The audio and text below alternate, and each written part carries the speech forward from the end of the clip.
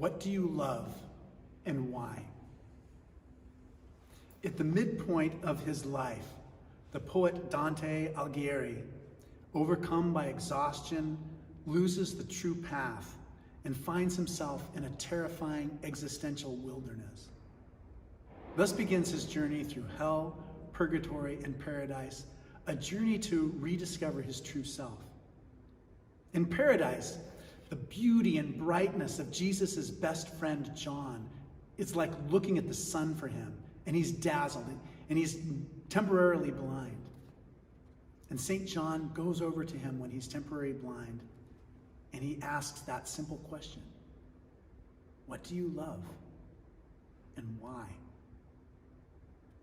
My translation of the Italian says, declare the aim on which your soul is set.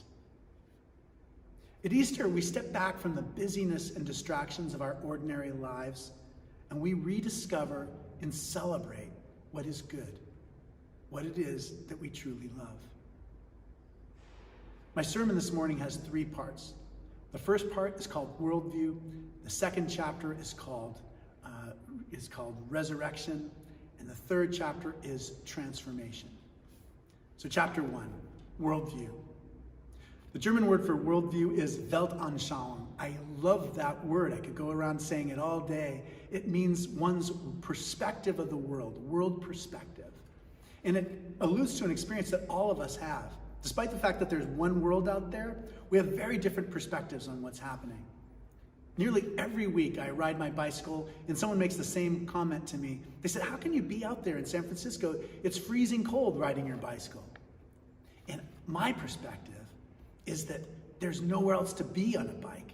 The views of the hills, from the intersections, the clear air. Hundreds of people from around the world at any moment have rented bikes and are doing the same thing that I get to do every day. Michael Gillen is the former ABC science editor and has an interdisciplinary PhD in math, physics, and astronomy. For many years as a student, he called himself an atheist because the people he relied on seemed to believe that science and religion were at odds with each other. And like Dante, at a particular point, he felt like he'd lost his way, and these questions began to really nag him. And so he built spreadsheets to compare scientific, atheistic, and religious thought. He concluded that on questions like, does absolute truth exist? Are there truths that cannot be proven? And is the universe designed for life? And he found that a scientific view, with its value of openness and wonder and inquiry, far more closely matched a religious view than an atheistic one. Now, I don't know if this is the case. I'm not sure that I would completely agree with his reasoning. But the important thing that Gillen points out is that people hold vastly different worldviews, and that these are crucially important to the quality of our life. What is a worldview? It is the answer to the question, what do you love and why? It is that deep, subconscious self that determines how you see the world and how you react. Everyone has a worldview.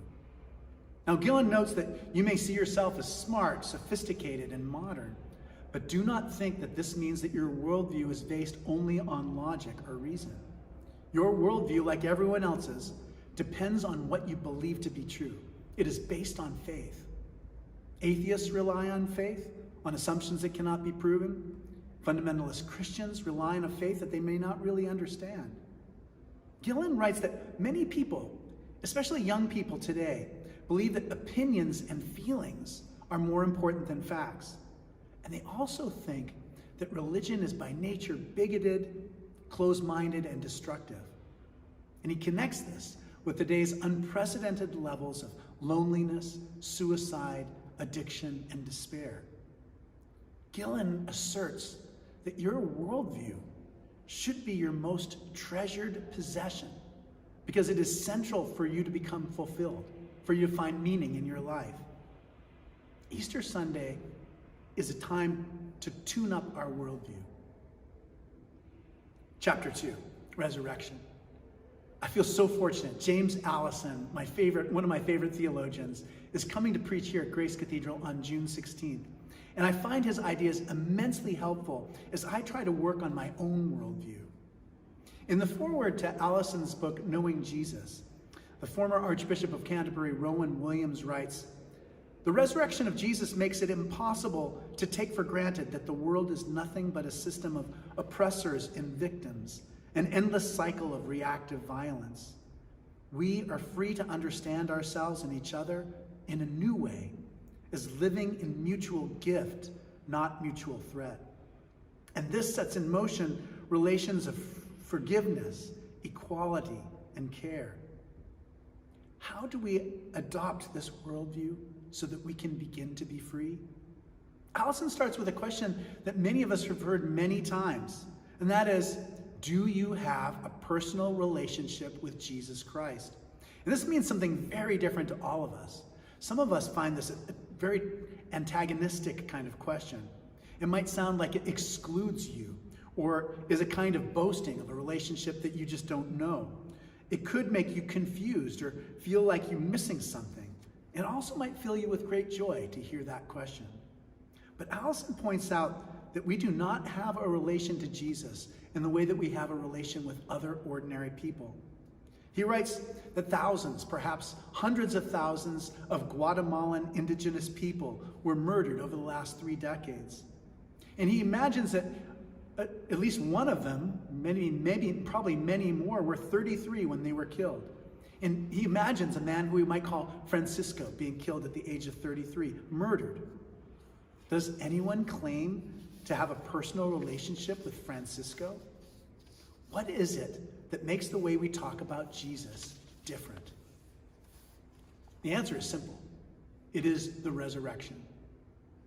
Starting from a Sunday morning in the first century, a group of people began to make extraordinary claims about someone who was killed the Friday before. And we hear their testimony as they start to understand what it is that happened to them. And finally, they begin to comprehend what Jesus was teaching them during his life. Mary Magdalene, Mary the mother of Jesus, Salome, Peter, Thomas, Paul, Mark, all of them are not merely making the point that resurrection happened. They also witnessed to the fact that it profoundly changed them, causing them to rethink the whole of their lives, their relationship with their homeland, their culture, their values, their understanding of God. In short, their worldview. Now, everyone agrees that no one saw the actual moment of resurrection. Also, it did not happen to people at random. Jesus appeared to particular people in a particular context. That is, they were mostly his friends with great hopes. Many of them thought that he was going to overturn the imperial world, the occupying armies. They felt disillusioned when this did not come true. But even more, they felt guilty about abandoning their friend. Now, their relationship with Jesus ended on Good Friday. That was when he was crucified. And they ended because you cannot have a mutual relationship with someone who is dead. So for them, there was no closure, just tragedy, confusion, and guilt.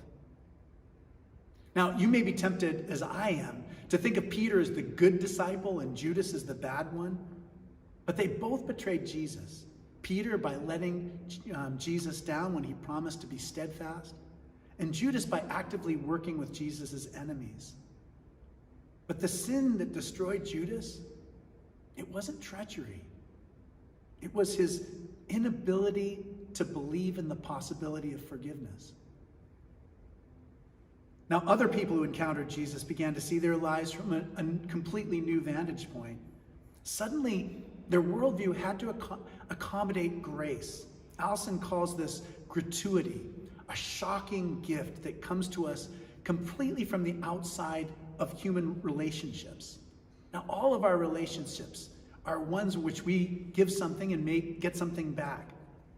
Those friends of Jesus received a gift totally independent and beyond what we deserve or can control or can manipulate. It is something beyond what we are owed or can earn or pay back. It is a new freedom. It is forgiveness. In Rowan Williams' words, we are being freed from our quote, prison of self-absorbed, self-referential feelings beyond the reactive and repetitive world sustained by sin. We no longer have to pass on or return the wounds that we received.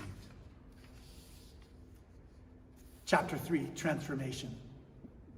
Our former dean of Grace Cathedral, Alan Jones, he died in January.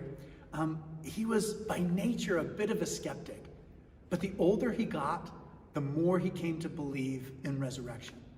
But this was not a comfortable thing for him, because he knew that it implied that he needed to change. Alan used to tell the story about a dandelion in an open clearing in the forest, and speaking to the nutrients in the soil and saying, do you want to become a dandelion? And the nutrients kind of shrug their shoulders or do whatever nutrients do. And finally they agree to do that. And they say, well, what does this entail? And the dandelion explains that you'll come in through my roots and you'll become part of me. You'll become part of a dandelion. And so the nutrients agree to do this.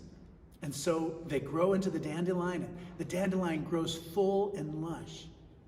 And then later, a bunny hopping along the trail, this is an Easter sermon, so it has a rabbit story, comes and sees the dandelion, says to the dandelion, "Dandelion, do you want to become a rabbit?"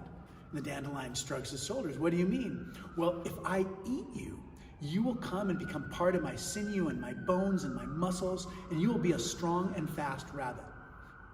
So, since transformation is the name of the game, the dandelion nods its head and the bunny eats it and grows strong and healthy. Later, as the bunny is hopping through the forest, it encounters a hunter. And the hunter says to the rabbit, "Rabbit, do you want to become a human being?" And the rabbit says, "What do you mean?" And the hunter explains, "I'll cook you up in a stew and you'll become part of my body and you'll be strong and intelligent and you will be part of the great chain of transformation." And so the rabbit stops and thinks about it for a little bit. And then the rabbit agrees to do it. And so the hunter eats the rabbit. And not many weeks later, the hunter himself is out at work walking in the forest. And I have to warn you, this is an abrupt ending. A voice from heaven says, "Human being, do you want to become God?" Now this is a way that Alan expressed how difficult it is to be transformed or changed. We are attached to the way that we already are. And Alan's point is that the resurrection is not just about being forgiven, it is about changing who we are. There are lots of words in the Bible about not judging others and about forgiveness. Ones like, "Let anyone who is without sin cast the first stone," or "Blessed are the peacemakers," or "Forgive others their trespasses." It is difficult, but we can choose to let these words become part of us, become part of our worldview. A Quaker was with his friend at the store when the sales clerk treated him very rudely, and the Quaker responded with skill and care and love.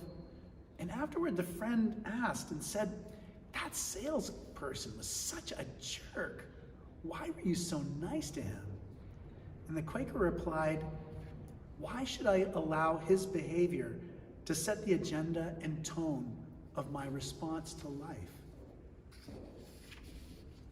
What do you love and why? Whether you are in darkness, dangerously losing your path, or feeling almost blinded by the light of Christ, your worldview should be your most treasured possession. Resurrection offers us a gift outside the rewards and consequences of all our relationships. It offers us a chance to leave the prison of our self-absorption with its system of oppressors and victims and to be transformed. We do not need to pass on or return the wounds that we have received. This week in my memory, I've been revisiting the most beautiful Easter Sundays in my imagination, in my life.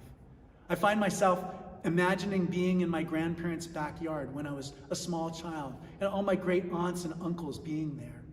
And I've been imagining what it was like when our own children were just growing up and how happy they were on this day. And I've also been remembering the 9 Easters that I've spent here at Grace Cathedral, and all the people who I love here, and all the people who are here and who have passed on. This is what I love, being here and worshiping God in this beautiful temple. I want to close with a few lines from Dante's Paradiso that sum up my feelings. Maybe you'll find them helpful too.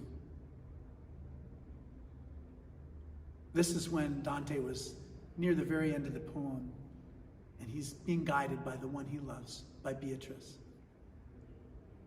Amazement overwhelming me, I, like a child, hurries back to find that place he trusts the most. Turn to my guide, and like a mother, quick to treasure her pale and panting son with the same voice that she has often used to comfort him, she said, "Do you not know you are in heaven?" My name is Malcolm Clemens Young. I'm here at Grace Cathedral in San Francisco, California. Thanks for watching.